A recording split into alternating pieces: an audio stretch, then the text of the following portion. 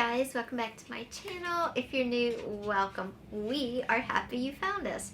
This is Sam. Him's my bubby. Say hi. Say bye-bye. Say bye-bye. Oh, Henry's down there too. Anyway, Henry's cute too. So I was working on our Christmas journal, which will go up on either Saturday night or Sunday. So if you haven't subscribed yet, you don't want to miss that. So go ahead and hit that subscribe button.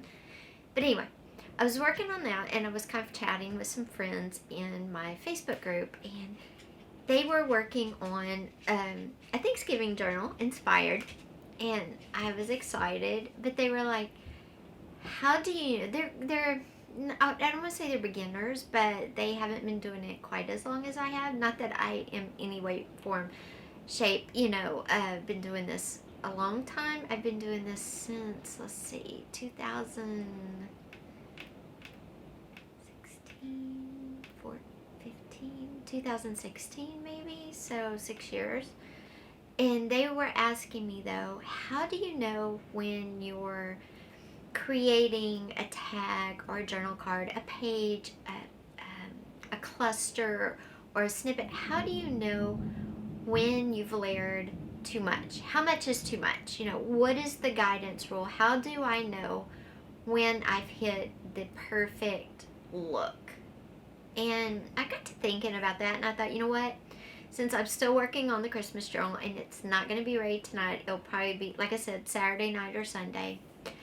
I thought, well, you know what? I should film this while I'm thinking about it, and then if anybody else has this question, it can be answered, and if not, that's fine too.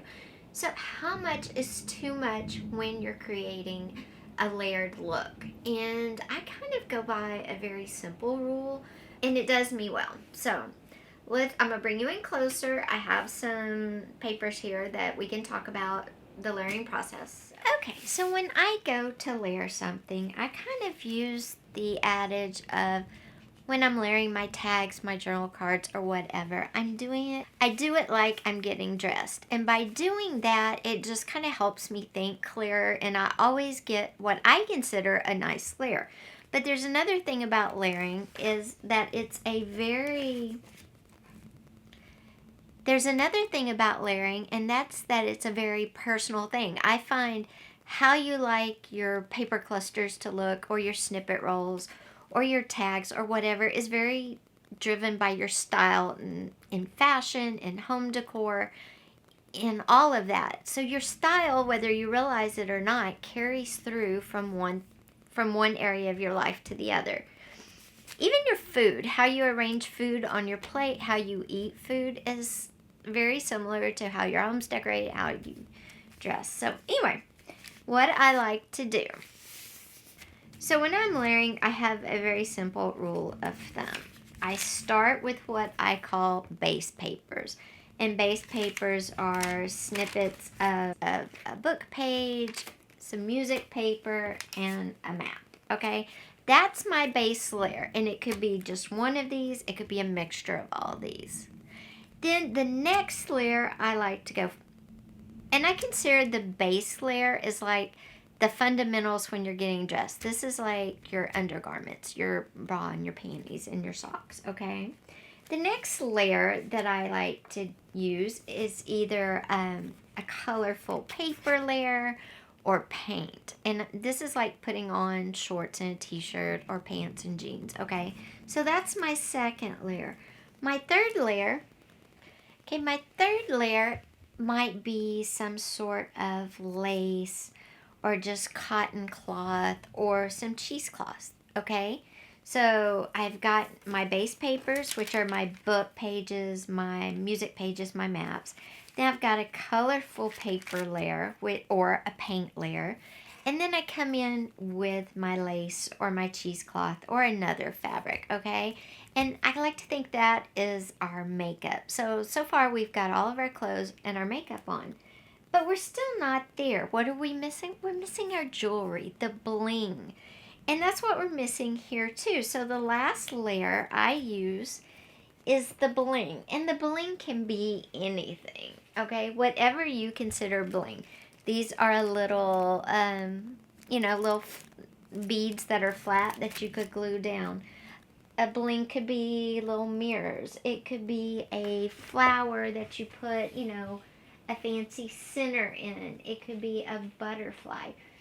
It could be this. This could be the bling. It doesn't have to be actually blingy, but it's the special thing on top. Of course, I don't want it to be too plain, so I would throw in, a stick-on jewel or something. But the bling is the finishing touch, okay? It's putting on your jewelry. And that wraps our whole look together. Now I'm going to show you some examples. And this is a perfect example. This started out life as a money roll, okay? And I did a video on this, and I'll link it above. But here you can see the whole process of layering. And I have my base layer. If you look really close, you can see the book page back here.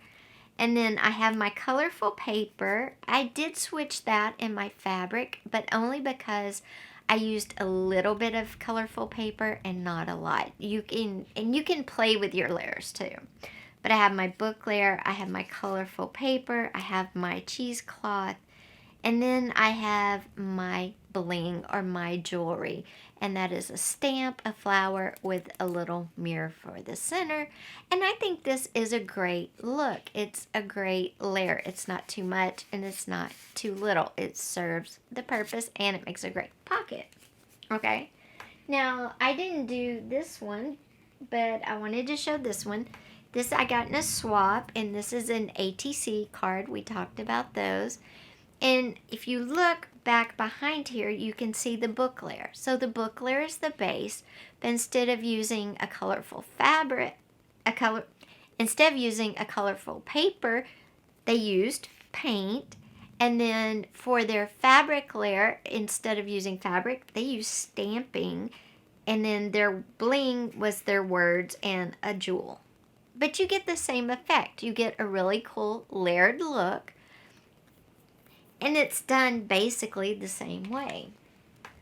Here's another one I got. This is a pocket that I got in a swap.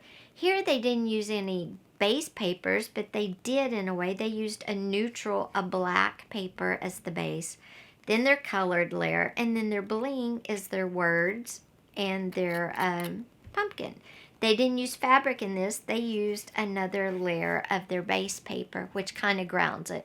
Which I find is what the fabric does. It kind of grounds it. And in this case, when they didn't use fabric, but they used the stamping, again, it kind of grounds the whole paint and book page together. And that's what the fabric does. It kind of just brings everything together and grounds it as a whole. Then here's an example of creating something layered. With this, I took 3 different colors of flowers, and I used a, what do you call those things? A thing in the center. A thing. Okay? I used that in the center, so I layered. Now, some people might say, that's too much. Why'd you do that? Just one of the flowers by themselves would have been pretty. A lot of people would just like this. It's like a pink flower with a bling, but that's still layering. It's just the colorful and the shiny. You could have even I could have gone one more layer with this instead of putting the brad in. It's a brad. I could have layered another flower, so I had orange, turquoise, yellow, and hot pink with the diamond or the fake bead in the center. So layering can be all different things, and it doesn't have to follow my base layer, color paper, fabric, bling rule, but that serves me well. Now here's one where I used all fabric.